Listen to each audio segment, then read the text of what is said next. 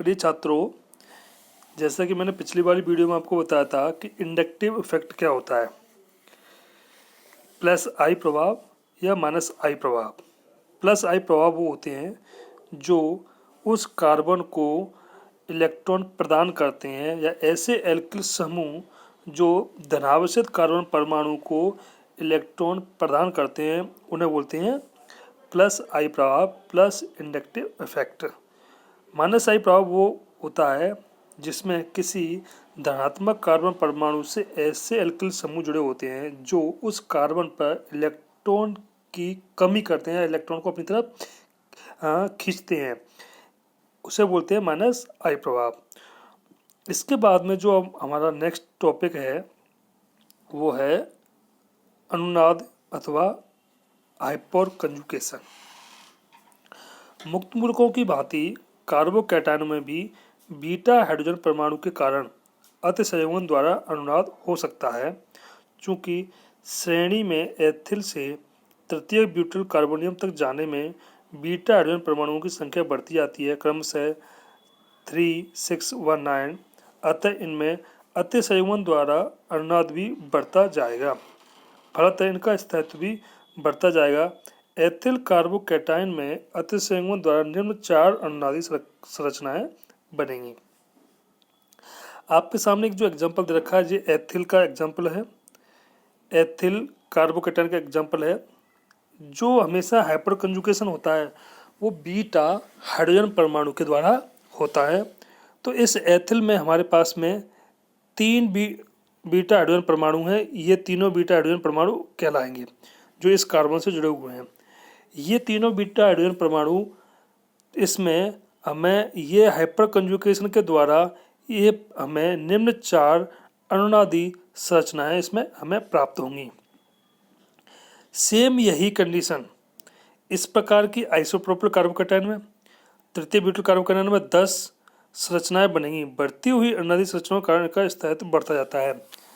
अनुनाद और स्थायित्व क्या क्या रिलेशन है, इसको अपन कैसे समझा सकते हैं। मेरा कहने का मतलब है कि अगर किसी भी, चाहे वो एथिल कार्बोकैटायन हो, चाहे आइसोप्रोपिल कार्बोकैटायन हो, तृतीय ब्यूटाइल कार्बोकैटायन, किसी भी कार्बोकैटायन की जितनी अधिक अनुनादी संरचनाएं होंगी वो उतना ही अधिक स्थायित्व को प्राप्त करता है। मान लो आपके पास में तृतीयक है, सेकेंडरी है, प्राइमरी है, चाहे आइसोप्रोपिल है, जितनी अधिक अनुनादी संरचनाएं प्राप्त होंगी वो इतना ही कार्बोकैटायन उतना ही स्थायी होगा। जब धनावेशित कार्बन परमाणु के संयोजन में कोई पाई बंद हो, धनावेशित कार्बन परमाणु के संयोजन में कोई पाई बंद हो तब भी अनुनाद होता है और ऐसा आयन भी बहुत स्थायी होता है। उदाहरण के लिए एथिल कार्बोकैटायन में एक पाई बंद व एक कार्बन प्लस परस्पर संयोजन में है, अतः यह निम्न प्रकार से 2 अनुनादी संरचनाओं में पाया जाता है। एथिल जो कार्बोकैटायन है, ये आपको नीचे एथिल कार्बोकैटायन दे रखा है। इस एथिल कार्बोकैटायन में ये CH2 पर प्लस चार्ज है और इसके साथ में CH डबल बॉन्ड CH2, ये वाला जो है कार्बन है इनके बीच में डबल बॉन्ड है। और ये जो कार्बोकैटायन है ये दोनों आपस में कैसे हैं, आपस में संयुग्मन में। संयुग्मन का मतलब है जब इनकी अनुनादी संरचना प्राप्त होती है तो इसमें इलेक्ट्रॉन, मान लो इस पाई बॉन्ड का इलेक्ट्रॉन यहाँ से इधर मूव करता है, इधर से यहाँ मूव किया, और तो ये जो पॉजिटिव चार्ज है, इस प्लस का निशान है जो कार्बन पर लगा हुआ है, ये हमारा कहाँ से कहाँ मूव किया, ये हमारा यहाँ से यहाँ मूव करता है। तो ये दोनों आपस में किसमें, अनुनाद में, तो हमें अनुनादी संरचनाएं प्राप्त होती हैं। जैसा इसमें दिख रहा है कि हमारा जैसे ही डबल बॉन्ड के इलेक्ट्रॉन यहाँ से इन कार्बन के बीच में मूव किए तो CH डबल बॉन्ड CH2 इधर बन गया, इस कार्बन के बीच में बना, और जो हमारा पॉजिटिव चार्ज था जो कार्बन पे वो कहाँ मूव किया, यहाँ से लेकर के इस कार्बन पे मूव किया। इस प्रकार हमारी 2 अनुनादी संरचनाएं प्राप्त होती हैं। इसी प्रकार बेंजल कार्बोकैटायन C6H5CH2+ में भी कार्बन के संयोजन में 3 पाई बंद हैं, अतः यह निम्न 4 अनुनादी संरचनाएं पाई जाती हैं। अब आप देखो ये हमारा बेंजल कार्बोकैटायन है। इस बेंजल कार्बोकैटायन में CH2+ और उसके बाद रिंग में 3 हमारे पास में पाई बंद हैं, 1 2 3। अगर जब इसके हम अनुनादी संरचनाएं देखेंगे तो क्या होगा कि ये हमारा यहाँ से जैसे ही ये पाई बॉन्ड का इलेक्ट्रॉन है हमारा यहाँ से ये मूव किया CH2 के बीच में, तो ये जो कार्बन था, ये जो कार्बन यहाँ से मूव किया यहाँ पर पॉजिटिव चार्ज आ जाता है। नेक्स्ट स्टेप में जो इधर वाला रिंग वाला था वो यहाँ से जैसे इधर मूव किया ये पॉजिटिव चार्ज नीचे पहुँच जाता है, पैरा पोजिशन पर पहुँच जाता है।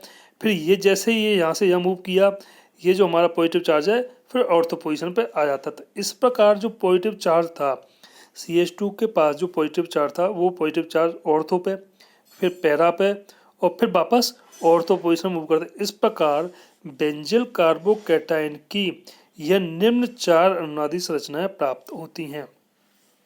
जितनी अधिक अनुनादी संरचनाएं होंगी वो उतना ही अधिक स्थायी होगा। तो अगर आपसे पूछा जाए कि एथिल कार्बोकैटायन और बेंजील कार्बोकैटायन में कौन अधिक स्थायी है, तो एथिल कार्बोकैटायन में हमारे पास में 2 अनुनादी संरचनाएं या 1-2 अनुनादी संरचनाएं जो आपस में चेंज होती हैं, लेकिन बेंजील कार्बोकैटायन के हमारे पास में 4 अनुनादी संरचनाएं। इसका मतलब एथिल कार्बोकैटायन की अपेक्षा बेंजील कार्बोकैटायन अधिक स्थायी होगा।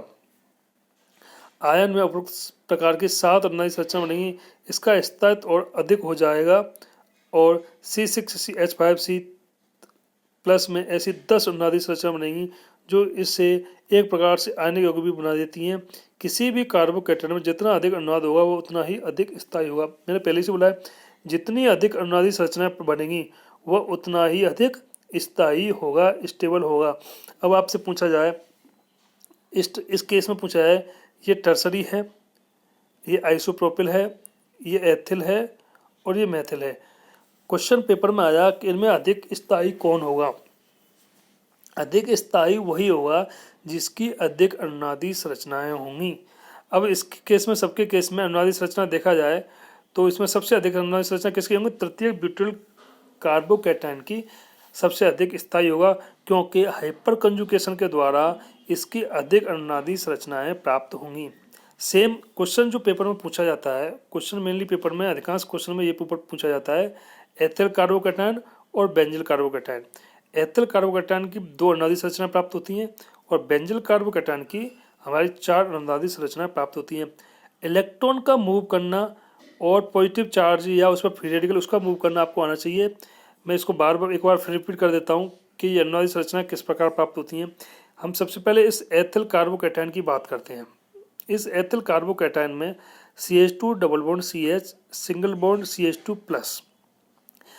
इस पाई बॉन्ड का जो इलेक्ट्रॉन है, जैसे इसमें एरो के निशान से दिखा रखा है, ये यहाँ से जब इनके बीच में मूव करेगा तो इन दोनों के बीच में डबल बॉन्ड आ जाएगा, यहाँ दोनों के बीच में डबल बॉन्ड आएगा और जो पॉजिटिव चार्ज था वो पॉजिटिव चार्ज इस कार्बन से इस पर ट्रांसफर हो जाता है। तो नेक्स्ट जो अनुनादी संरचना जो हमारी प्राप्त होती है वो अनुनादी संरचना, ये अनुनादी संरचना आपको प्राप्त होगी।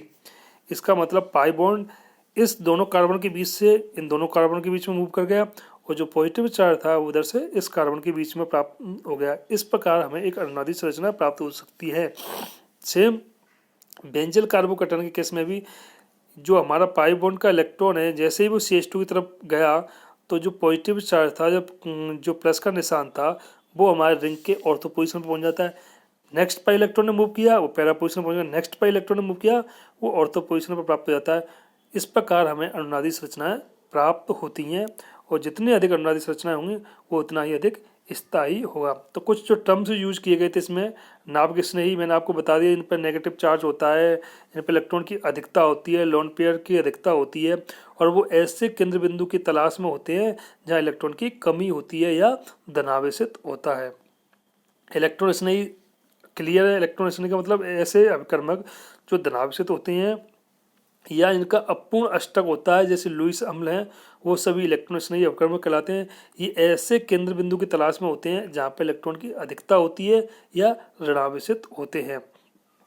तो ये आपके इलेक्ट्रॉन स्नेही हो गया। प्रेरक प्रवाह का मतलब हो गया प्लस आई प्रवाह माइनस आई प्रवाह। यदि किसी कार्बोकैटायन पर या किसी कार्बन पर मुक्त मूलक पर कोई ऐसे समूह जुड़े हुए हैं जो उसकी इलेक्ट्रॉन की कमी, इलेक्ट्रॉन घनत्व को बढ़ा देते हैं उस कार्बन पर, पीरियडिकल कार्बन पर, तो उनको बोलते हैं प्लस आई प्रभाव, और उस पर कम कर देते हैं उसको बोलते हैं माइनस आई प्रभाव। ये जो आपके दे रखे हैं, इसमें जो एग्जाम्पल दे रखे हैं, ये एग्जाम्पल सारे इसमें प्लस आई प्रभाव के हैं। आप देखो CH3 से जो एरो का निशान है वो कार्बन की तरफ है, ये भी कार्बन, तीनों इसकी बात की है तो तीनों ही जो एल्किल समूह जुड़े हुए हैं ये इलेक्ट्रॉन की अधिकता, इलेक्ट्रॉन घनत्व इस कार्बन पर बढ़ा रहे हैं, क्योंकि सबका निशान किधर है, इस कार्बन की तरफ है, इसीलिए इसको बोलते हैं प्लस आई इफेक्ट या प्लस आई प्रभाव बोलते हैं इसको। अगर ये एरो का निशान, जैसे मैं आपको इस पर बता देता हूँ, ये एरो का निशान अगर ऐसे लगा होता, इस तरह एरो का निशान होता कार्बन से हाइड्रोजन की तरफ, तो उसको बोलते हैं माइनस आई प्रभाव। इस तरह के एल्किल समूह इस कार्बन पर इलेक्ट्रॉन घनत्व बढ़ाने की जगह कम कर देते हैं, तो उसको बोलते हैं माइनस आई प्रभाव। तो प्लस आई प्रभाव और माइनस आई प्रभाव। हाइपर कंजुगेशन है वो मैंने आपको बता दिया। हाइपर कंजुगेशन बीटा जो कार्बन हाइड्रोजन होते हैं, परमाणु होते हैं, उनके द्वारा दिए जाते हैं। जैसे इसमें स्ट्रक्चर में आपको दिख रहा है, इसके 4 अनुनादी संरचना इसमें प्राप्त हो रही हैं, तो ये हाइपर कंजुगेशन है। हाइपर कंजुगेशन इंडक्टिव इफेक्ट वो मैंने आपको बता दिया। प्रेरणिक प्रभाव या इंडक्टिव इफेक्ट एक ही बात है। इसके बाद जो सेम हमारी कंडीशन है वो है अनुनाद, अनुनाद अथवा hyper conjugation. Hyper conjugation beta hydrogen परमाणु के द्वारा दिया जाता है, और जो अनुनाद है, अनुनाद की जो संरचना प्राप्त होती है वो पाई बॉन्ड का इलेक्ट्रॉन या कार्बोकैटायन का जो प्लस का निशान वो आपस में किस में होना चाहिए, संयुग्मन में होना आवश्यक है, या पीरियडिकल के साथ में संयुग्मन में होना आवश्यक है, उससे हमें अनुनादी संरचनाएं प्राप्त होती हैं। तो जो कुछ टर्म्स थे ऑर्गेनिक केमिस्ट्री के अंदर वो मैंने आपको शॉर्ट्स में बता दिए। कल से जो हमारा है हम पढ़ेंगे मध्यवर्ती, या जो बनते हैं आपको इंटरमीडिएट।